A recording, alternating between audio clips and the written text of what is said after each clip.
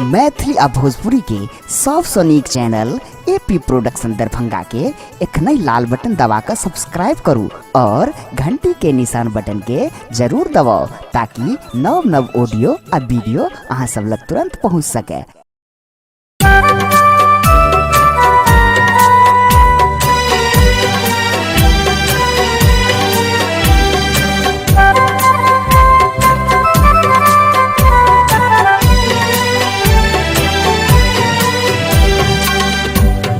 अपने सब सुन रहल छी एपी प्रोडक्शन के प्रस्तुति।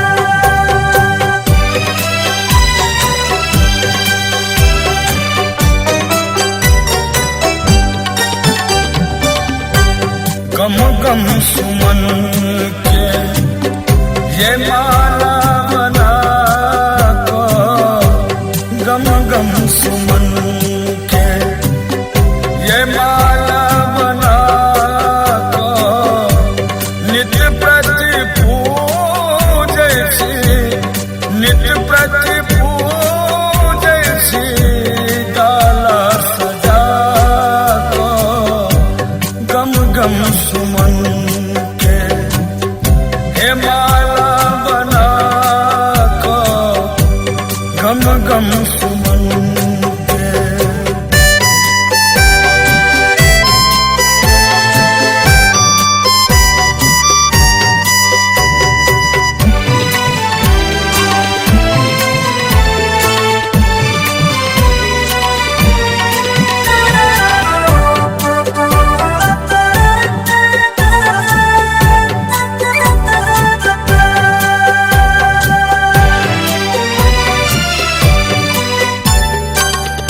सब दिन सब सौ पहले अबैसी, रच रच श्रृंगार संग आरती गबैसी।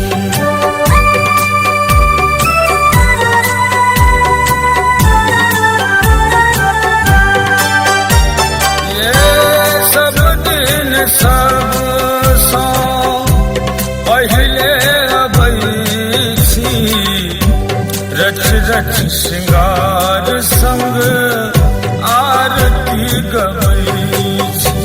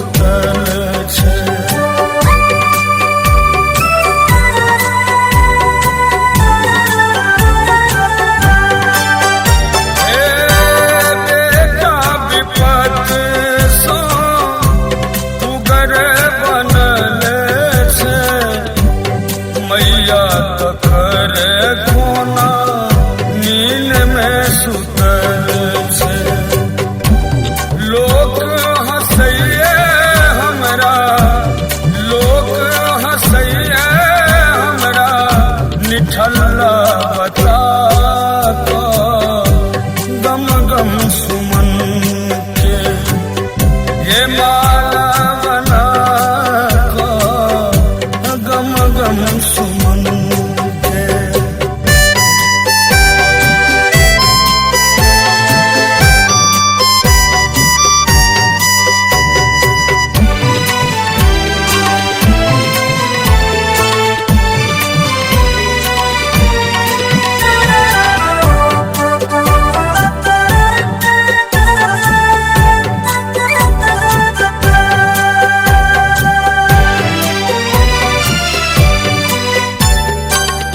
हे जल बिछवर बिंद सूखी रहल छै, पाचत कोना श्री से पूछ रहल छै।